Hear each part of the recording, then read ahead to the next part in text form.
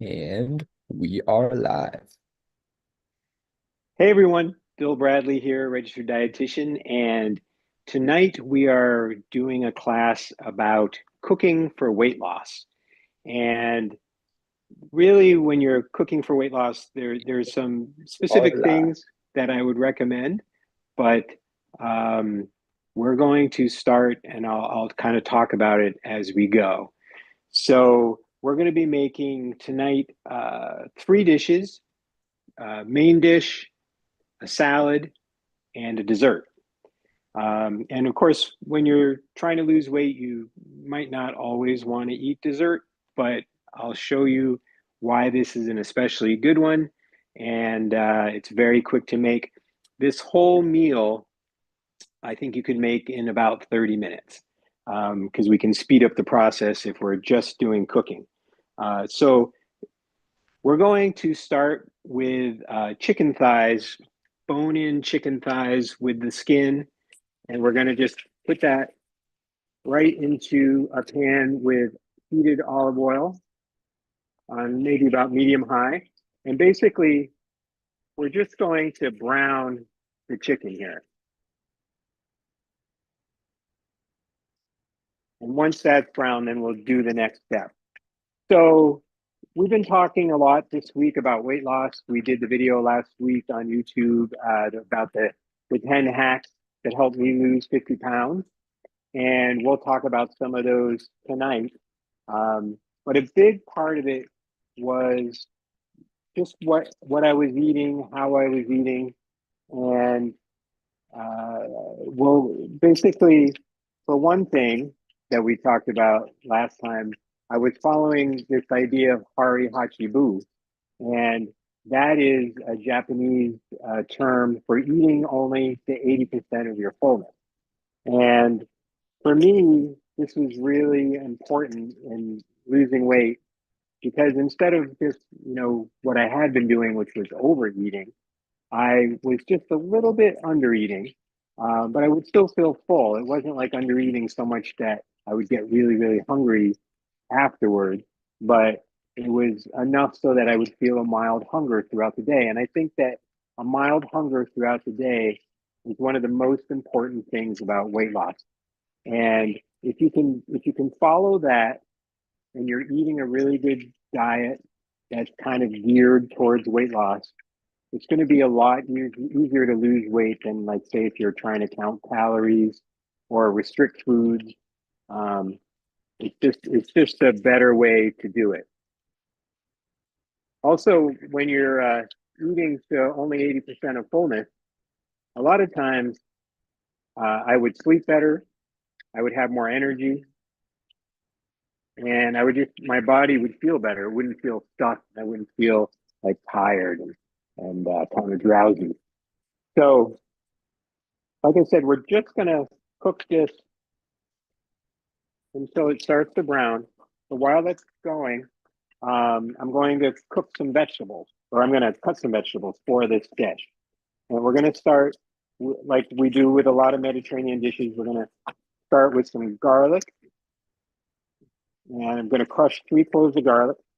We'll put this recipe on the YouTube video by probably tonight, but maybe definitely by tomorrow morning.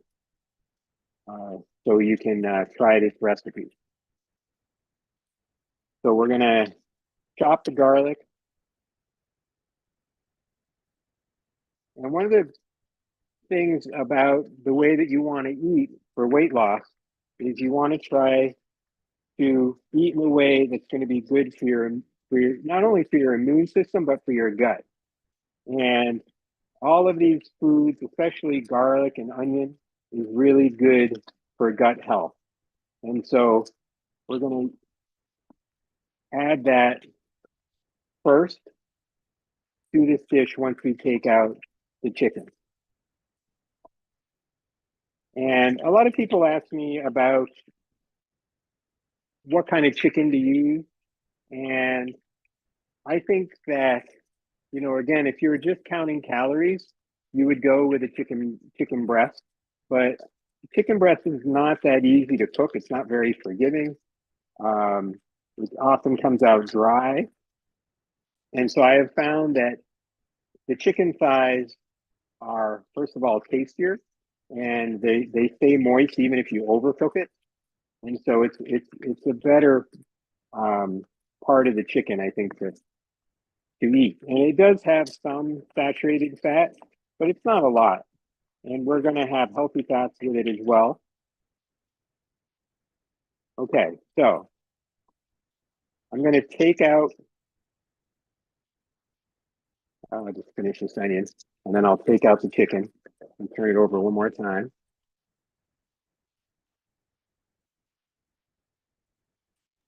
Bill, there was a question in the chat. Amy was wondering what are some good dishes for weight loss that don't have beans in them? I have a stomach sensitivity to them. They don't have beans in them? Don't have beans in them, yes. Beans in them. Well, there's actually, if you can't eat beans, there's a lot of different recipes that work. Like this recipe would work great. It depends on what the sensitivity is also.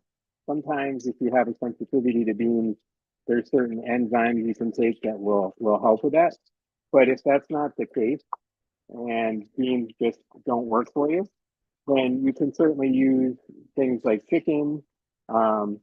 You can do pasta dishes, salads. There's still lots of choices.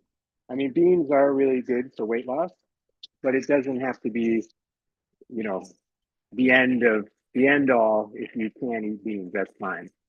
Okay, so we're going to take the chicken out. It's not fully cooked, but we're going to cook it more afterwards. And we're going to add the onions and the garlic.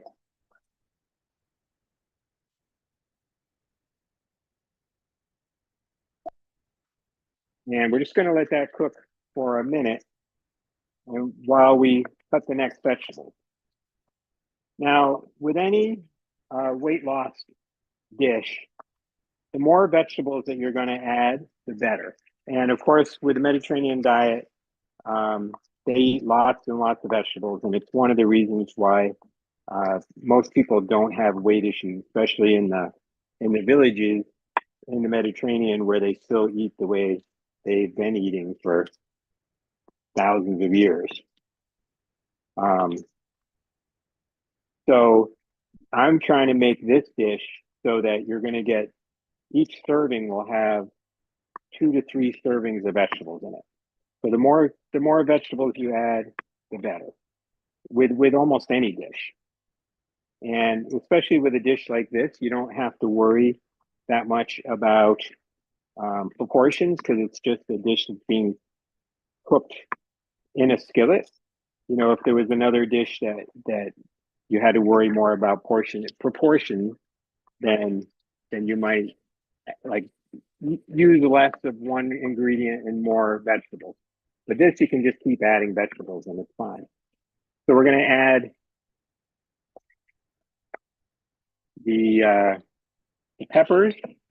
And again, I like to use a lot of different colors. So I'm using a red pepper, actually an orange pepper, and a yellow pepper.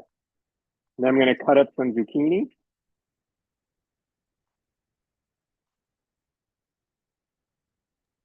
Bill, there was another question. Renee was wondering how important is eating breakfast on this diet? I'm not big on breakfast.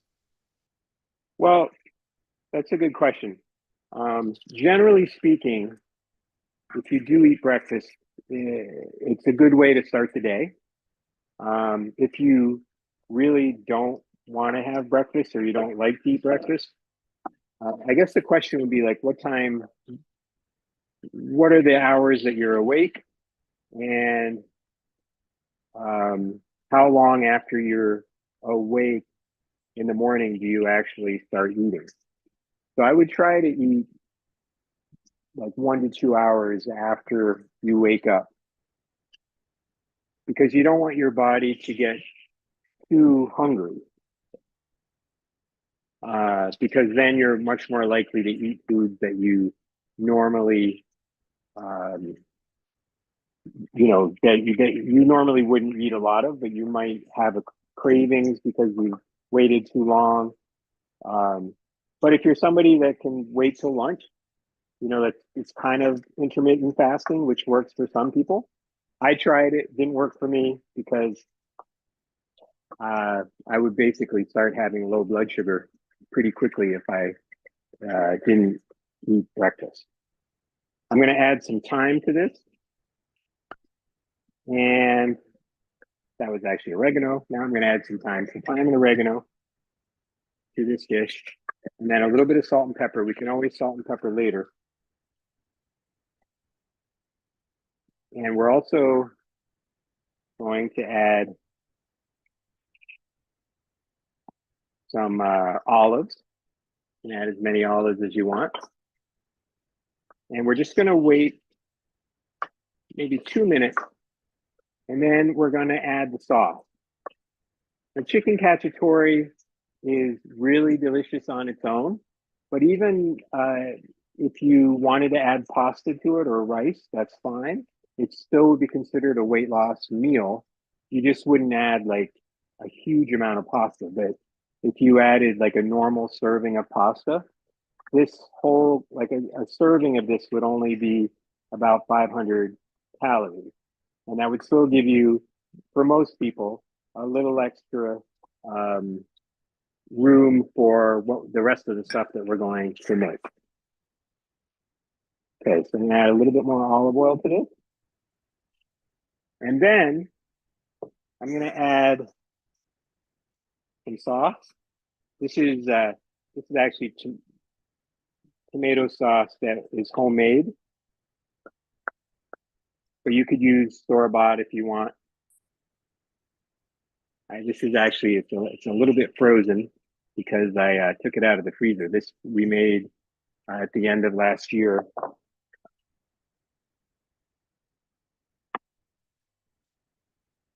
And homemade sauces, they're so delicious that they're another thing that makes it, to me, eating really delicious food and satisfying food makes it less likely that you would think that it would make it more likely that you're going to overeat. But to me, it seems like I get satisfied because it's so delicious and I don't have to eat as much.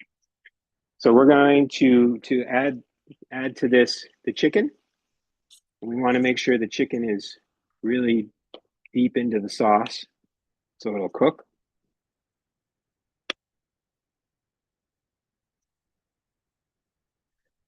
And at this point, this is really very much like a stew. I'm going to turn it down a little bit and then I'm going to cover it. And so you're going to, for this, I'd probably cook it about 20 minutes. You could either take the temperature of the chicken or just taste, see if it's not taste it, but see if it feels like it's done. So this, like I said, it's like a stew, and a lot of stews are really good for losing weight because there's lots of liquid in there, usually some good fat from the olive oil, which I highly recommend eating a higher fat diet, less protein, higher fat, and a good amount of carbs, meaning carbs from fruits and vegetables and beans and nuts and seeds and whole grains. And when I'm talking about losing weight, though, when I lost 50 pounds, I modified my diet by decreasing the amount of whole grains I was eating. So I would usually eat like 2 to 3 servings in a day. So, for example, if I had this chicken cacciatore, I would might have 1 serving of pasta, and then the rest of the day maybe I'd have a slice of toast for breakfast and some kind of rice or something for lunch. I found that to be enough to satisfy me, but not so much that I would be gaining weight or not losing weight. So next I'm going to make a quick salad, and salads are something, again, that you can eat a lot of when you're losing weight. I would eat many times a Greek salad 2 or 3 times a week. And a Greek salad is pretty much a whole meal. But for this salad, this is just going to be a side salad. So I have some greens, I'm going to add some tomatoes and some cucumber. So a simple salad. And then I'm going to make one of my favorite vinaigrettes, which is a Dijon vinaigrette. If you're in the Mediterranean Living portal, all of these recipes are already in there. If you're new to us, then you will put the recipes in the video underneath the description. So for this, I'm going to make the Dijon vinaigrette, and I'm not going to make a huge amount. With the recipe, you're using like a cup of olive oil, but I don't want to make quite that much tonight. I mean, obviously, I wouldn't eat all that in one night, but so we're going to start with like 3 parts olive oil, 1 part balsamic vinegar. Bill, Roger and Leslie were wondering, is there a brand of Dutch oven that you recommend? Le Creuset is rather pricey.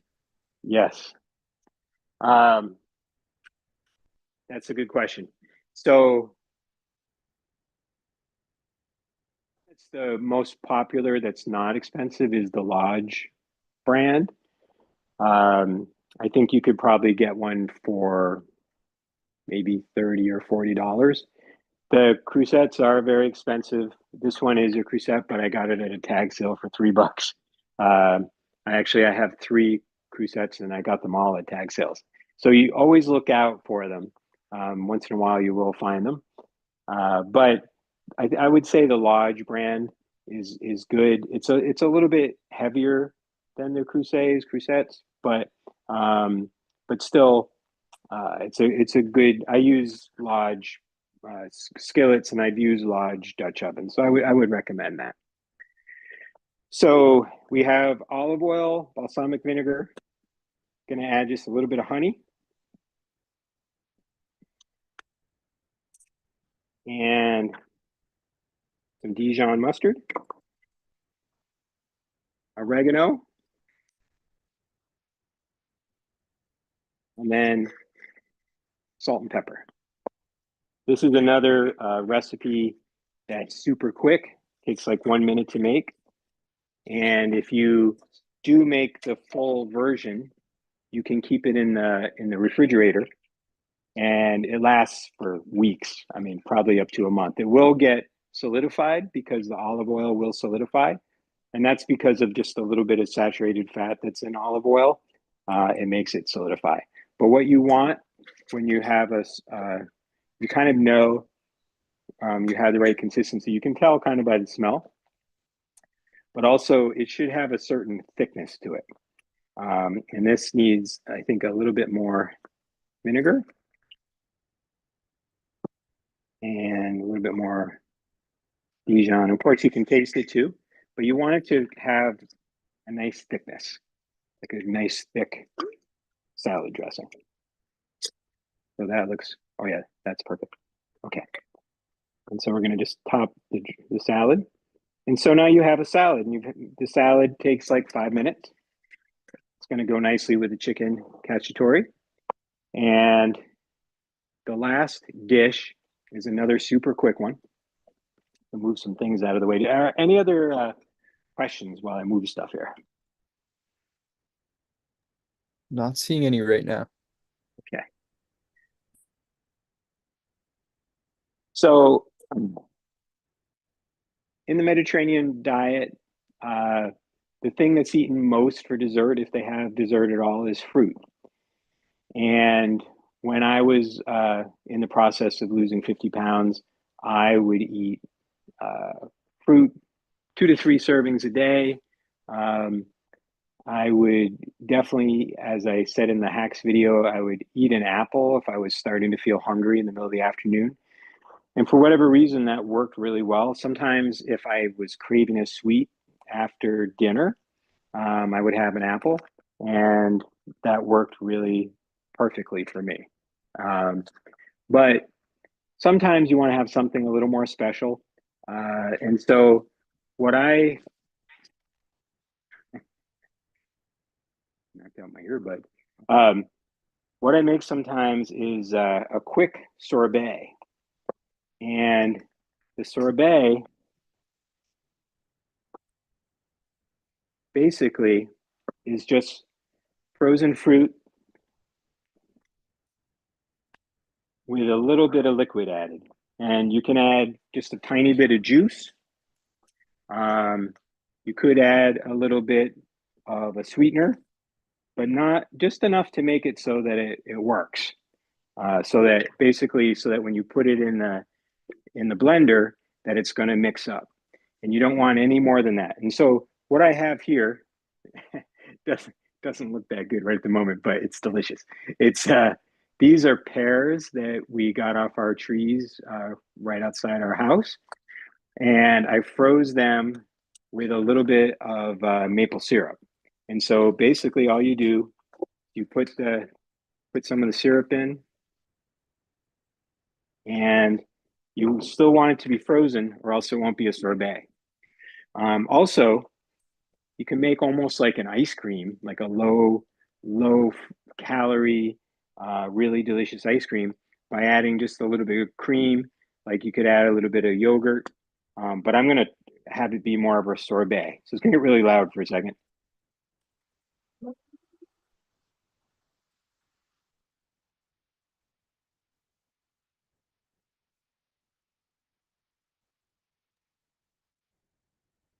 Bill, after you get done blending, Lori was wondering, is store-bought sourdough okay? And also, can you talk about the best olive oils? Yes. So there's still a little bit left in here, but the sorbet part, I'll just show you what the sorbet part looks like. So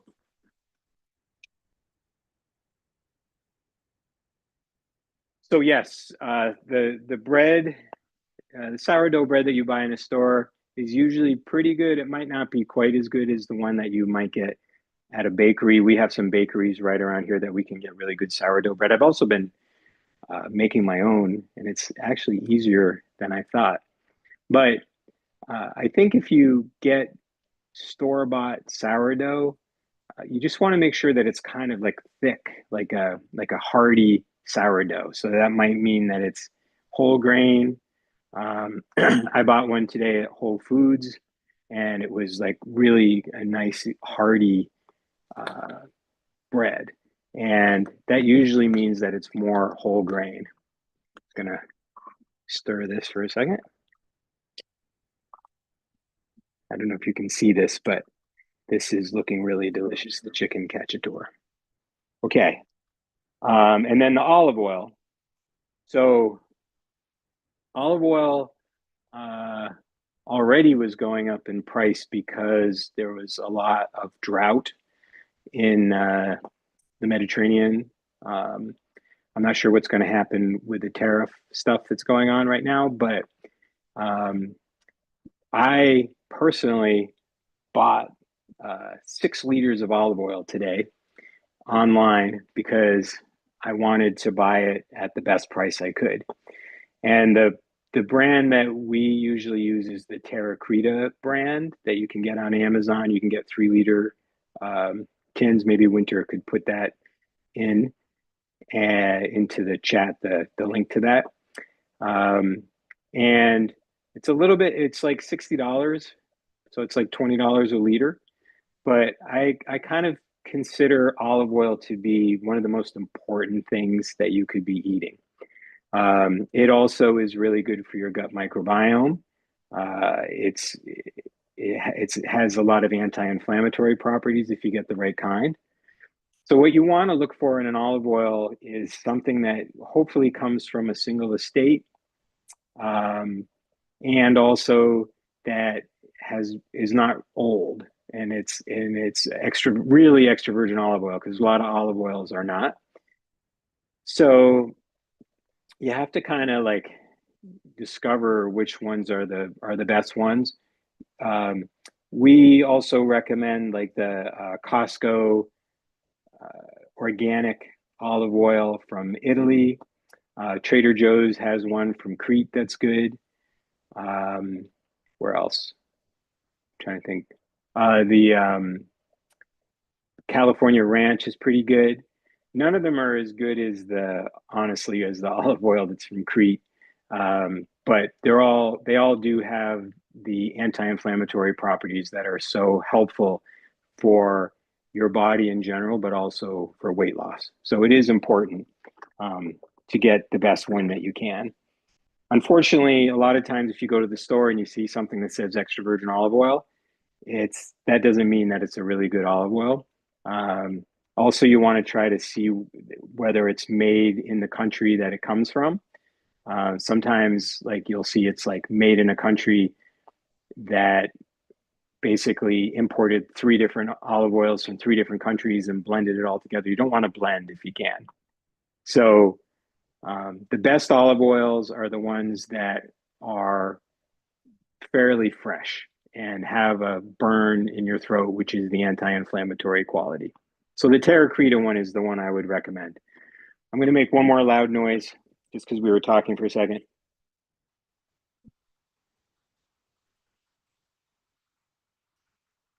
And Bill, when you're done blending, there's another question from Carolyn. She's Yeah, wondering, what are your thoughts on peanut oil versus avocado oil for high temp cooking? it's a good question. So let me scoop out the sorbet before it melts, and I'll answer that question. So one of the things about this sorbet is that you have to eat it right away. So you make it like right when you're going to like right after you've eaten and you just want to have a little nice dessert. So what I would do with this, it has the pears, a little bit of maple syrup. I put a little bit of cinnamon on top, and then I have some Greek yogurt you can put on top there. And just put a little cinnamon on. The other thing is, like if you could have this as a breakfast. And if you were having this as a breakfast, I would add more yogurt and I would add some walnuts as well, or some kind of nuts, chopped nuts with that, which should make it really, really tasty.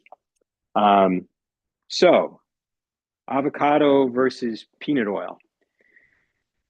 Well, peanut oil is a polyunsaturated fat, and so it's okay to have some up to a point.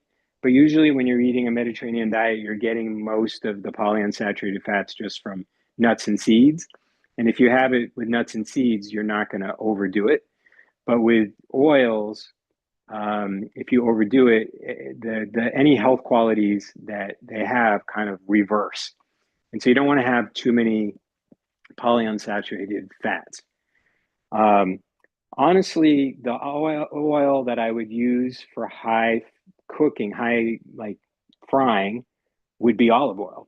And you know, the whole idea that olive oil is not good for frying or turns bad actually has been disproven. And extra virgin olive oil has been shown to actually degrade less than any other type of olive oil or any type of oil. And so I would recommend cooking high temperature with olive oil. So what that means is like if you're going to fry something, you know, you have like a 50 degrees with olive oil between the time that it starts frying and the time that it starts smoking. But if you're making something like French fries, for example, which they do make in different parts of the Mediterranean with olive oil, if you have it in a big pot and you put a lot of olive oil in there, it's very rare that you're actually going to get to the smoking point. And they've actually shown also that even when olive oil gets to the smoking point, it's still healthier than other oils. So I would probably use olive oil over the other two. That's the only oil that I use. I don't really use avocado oil. I have nothing against it, but I just use olive oil for most things. And we do use some butter as well, but not for frying. We do a lot of mixes of olive oil and butter to give it a buttery flavor, like with mashed potatoes or something like that. Um, So yeah, that's what I would recommend. Other questions? None at the moment. Okay. The last thing that we do with the chicken cacciatore dish, it's probably ready at this point. And so all I do here is take some parsley,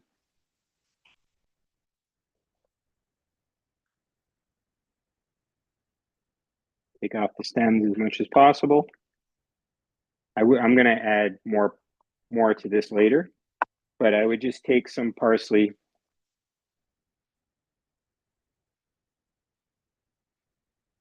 and just put that right on top. And then this dish is ready. Again, you want to make sure the chicken is really ready, but I think it would be ready at this point. And so there you have it. This is a whole great meal for weight loss. Have one serving of chicken cacciatore. You can have it with a little bit of pasta or rice, and then a salad on the side. And if you want to have a dessert, you could have one of these sorbets. So that's all I got for tonight. If any other questions before we go? Yeah, so there's two questions that I'm seeing now. First is from Kendra. She says, I'm new to the Mediterranean diet. Are fish and chicken the main meats eaten in the Mediterranean diet? Yes, that's a good question. So just put this on top.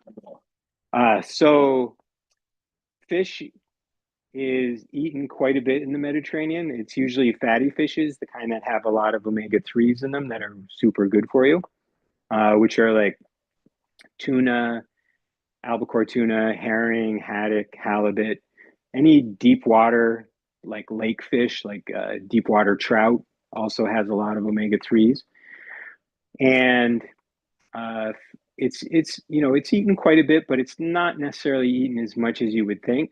Like a lot of like in Crete, where I did a lot of like traveling and research on the Mediterranean diet, the people in the villages that were the healthiest people didn't actually eat a lot of fish because they didn't really want to go down to the water that often because there were a lot of storms and also a lot of invaders in Crete.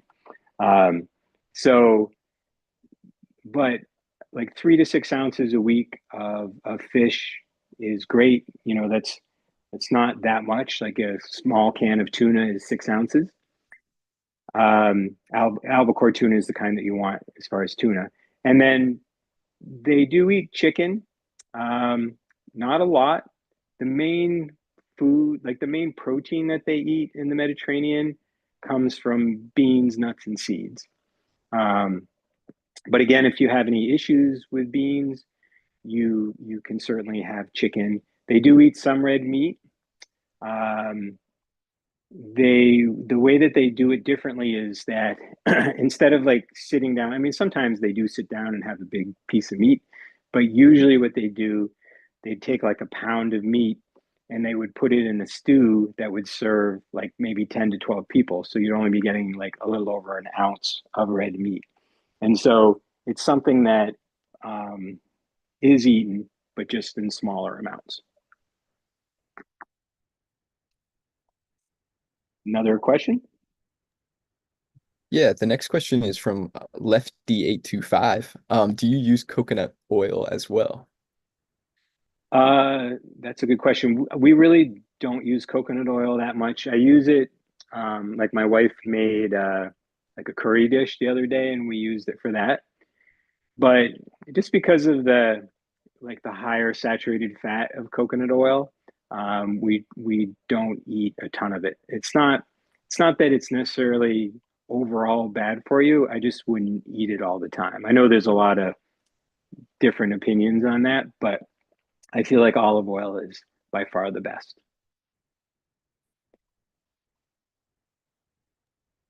I'm Other not seeing questions?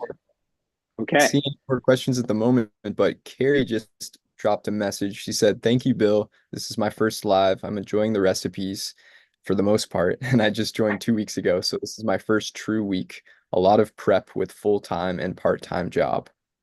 Yeah. Yeah. We're going to make some videos soon on how to quicken up the prep, how to make it quicker. I think the biggest thing when you're cooking Mediterranean is chopping vegetables. And so I'm actually looking at some different tools to help people chop vegetables quicker. I'm going to kind of do like a review on that and see which ones work. Um, and so yeah, I hear you. It is a lot of prep, but I find that it's, for me, cooking is a meditation. It calms me down. It makes me feel better. And if you make it yourself, I find a lot of times that we have better food at home than we would have in a restaurant because we made it ourselves. We know where the food comes from, and it's just a lot of times better recipes. So thanks for the comment. Um, and should we give something away, Winter? I know we didn't plan for Yeah. that. Um, No, might you just give me a minute to set up the raffle wheel if you want to do a giveaway.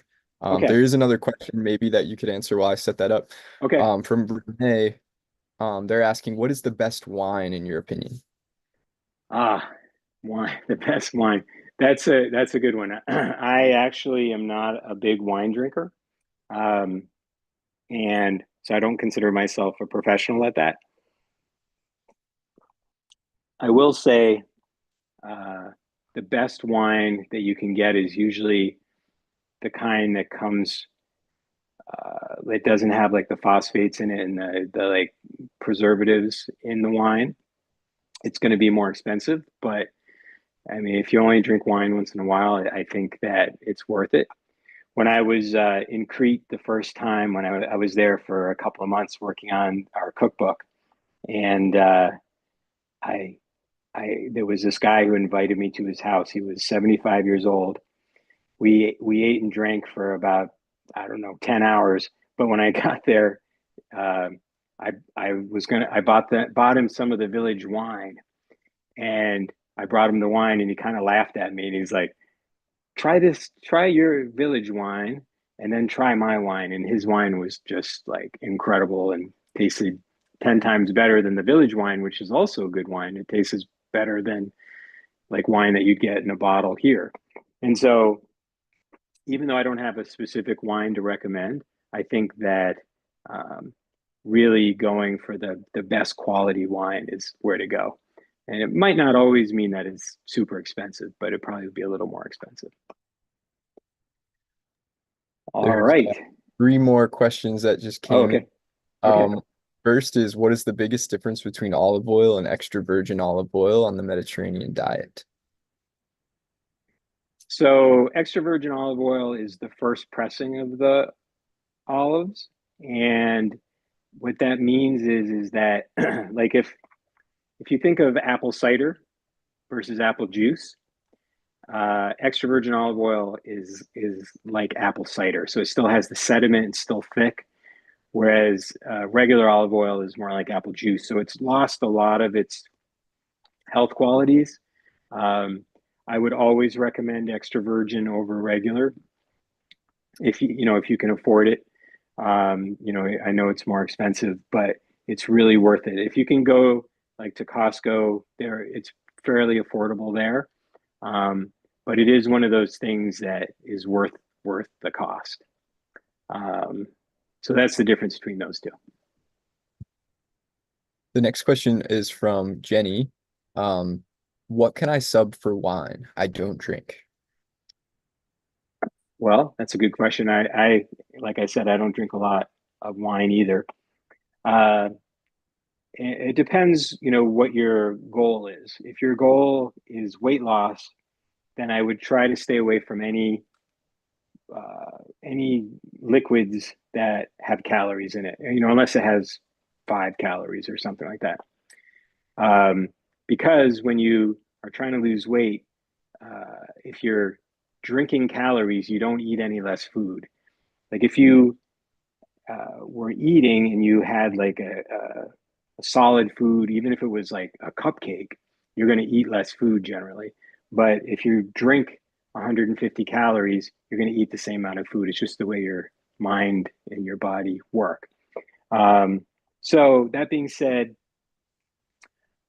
I drink a lot of water. I do sometimes I'll add lemon juice to it. We drink spindrifts, which are a carbonated drink that usually have like 5 or 10 calories, but they add a little bit of juice to it. But you could also, we also have one of those soda streams. And with the soda stream, you could add just a little bit of flavoring to it. I like to make a ginger syrup because it's so potent that when you add just a little bit, it's again like 10, 15 calories, but it adds basically it makes like a ginger ale, and it's a really delicious ginger ale. And to make ginger syrup, you just would take ginger, peel it, cut it up, and boil it with, I usually use maple syrup, and just, or you can use honey, and you just cook it down until it's really thick. You can add a little bit of water to it, and then you can just add it to your drinks. Again, I wouldn't use it a lot if you're trying to lose weight. All right, the next question is from Lori. Is a little dark chocolate okay? I'll answer that 1 second. I just remembered another thing that I drink a lot of, which is tea, which is what they also drink a lot of in the Mediterranean. And tea, has a lot of different flavors, and it's satisfying. You can have it hot or cold, and it's really good for weight loss. Green tea is good, um, but really any herbal tea is really good for your system and for losing weight. So dark chocolate, a little piece of dark chocolate, yes. Um, if you're having a craving during the day, if you really can just eat a little piece of dark chocolate, then that's great. Um, so yeah, I would recommend that. Awesome. Looks like there's three more questions. Do you want to keep answering questions, Bill, or do you want to do the raffle next? Let's do the raffle first, All right, and then sounds we'll. good. So everybody, I will share the raffle wheel. All you have to do is put a number in the chat between 1 and 60, and we're going to choose the person who gets closest to the magic number tonight. We should And probably tell them what they're going to win too. yeah, what are we raffling off? That's a good question. I think some of the people, if it's somebody, first of all, if it's somebody that's from another country, we'll send you an ebook version of our Foods of Crete book. If you're in the US, we'll send the Foods of Crete book. Unless you've already gotten it, then we'll send something else, another cookbook. Sounds good. I'll give everybody a chance to put their number in the chat. While we're doing that, you want to ask one more of the questions? Yeah, the next question was, do you recommend spinach and fruit smoothies for people that aren't big on breakfast? That came from Tanya. Yeah, that's a good question. Um, the issue with spinach with smoothies in general is that it can be a little bit like drinking juice or just drinking sugary things. A lot of times if we have a smoothie in the morning, I get hungry pretty quickly afterwards. And so, as long as you can have it and not get hungry right away so that you end up eating more, then that's fine. I would recommend definitely adding some protein. That's what we do when we make a smoothie for our daughter who's 5. I usually would use some like oat milk, blueberries, vanilla, banana, and then we put in peanut butter because that's what she likes is peanut butter. And I think that's it. I feel like there's something else. Oh, I usually put a little bit of cinnamon or cardamom in as well. But having some protein in there, like it could be from Greek yogurt. And sometimes if you have a high-powered blender like a Vitamix, you can just add almonds right in or walnuts, and it'll just liquefy it. So um, generally, I wouldn't necessarily recommend it as well, but if it really fills you up, then it's fine. Awesome. All right. Looks like we got a lot of guesses in. Let's spin the wheel. All right. Do, do, do, do, do.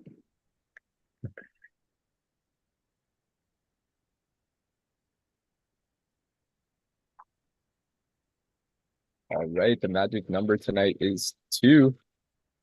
Let me check in on the chat and see if anybody guessed two. We did have a lot of guesses, so I bet we got a two in there. Let's see. Oh, I'm actually seeing no twos. I see a four though. It looks like Allie Roberts. You're the closest to the magic number with four. Yay! Congratulations, Allie. Allie. Allie, we will I'm gonna put the email down in the chat. If you just send an email to that email address, we'll look out for an email from Allie Roberts and we'll touch base with you there and send that prize out to you. Thanks everybody for participating. Thank you. Yeah, I just wanted to clarify real quick that the reason we don't send the book to other countries is because usually it's like, even to send it to Canada, it's like $25 for a $20 book. So that's the reason. But we can definitely send an ebook um, to other countries too. All right, let's do the two more questions, and then I think we should end. Sounds good. All right, the next question was from Lori. How long will 6 liters last? How long does olive oil stay fresh? That's a good question. So, like I said, you want it to be as fresh as possible. But if you don't open it and you leave it in a dark, cool place, like the Olive Oil Council says, you can keep it up for up to 2 years, but I'd say like a year. Um, you don't have to buy 6 liters. That's because we go through a lot of olive oil here. We might go through, I don't know, maybe a liter a week, because I do a lot of cooking for my family, but also, we do a lot of recipe testing, things like that. But I would say if you can finish it, like a year is fine, but I would say try to do it in like 6 months. And again, you don't want to have it out in the sun. You don't want it to be warm, except for uh, like what we do is we have the 3 liter bottles, and then we put them in these dark glass containers that you can get. Like I got these on Amazon. They're not that expensive. So I got one for olive oil and one for balsamic. But the dark keeps it from oxidating, so it'll last longer. All right, the last question, Bill, is from Bert. Have you ever worked with salt cod, and where do you buy it? um, a little bit, but I'm certainly not an expert on it. I've had it when I was in Spain. I had it. So I wouldn't. Yeah, I mean, it's something that you have to like rehydrate, and it can be really delicious. And the only place that I've seen it was in like I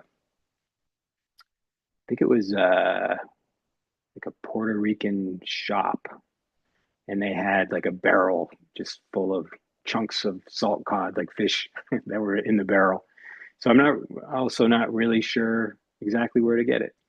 So wasn't that helpful on that question. All right. Um, I want to thank you all. And I just wanted to say that, the process of losing weight can seem daunting, but what I would recommend the most is that you just start really working at taking care of your body and doing the things that make you feel good. And if you really start paying attention and doing the things that you feel good, uh, for me, anyways, the weight just naturally started coming off. A lot of times we go on these like restrictive diets, and we end up just being really hungry, and not having the food that we want, and then we just stop, because how long can you do that for? And so with the Mediterranean diet, it's really about celebrating your food and enjoying your life and taking care of yourself in many different ways. But food is a really important piece of that. So I hope this helped you on your weight loss journey. If you want to check out more recipes, check out our website, mediterraneanliving.com. And if you're interested in really diving into the Mediterranean diet, we have our Mediterranean diet portal that has 10-week weight loss program, plus a 10-week Mediterranean way program, and a 30-day clean eating program, plus webinars and recipes and more meal plans, and just lots of really good stuff in a Facebook support group. So Thank you, everybody, and hope to see you at the next live in a couple of weeks. Talk to you later.